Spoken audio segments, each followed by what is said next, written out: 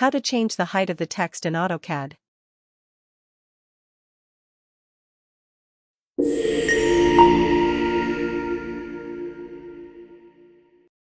Welcome back to Sonic Tech. In this video, you will learn how to change the height of the text in AutoCAD. There are different ways to change the height of the text in AutoCAD, depending on the type of text object and the scope of the change.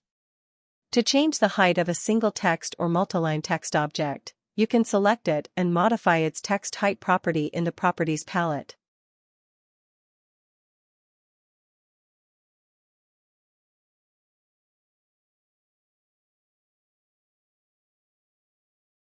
To change the height of all text objects in a drawing, you can use the Quick Select tool to select them by object type, either text or multiline text, and then change their text height property in the Properties palette.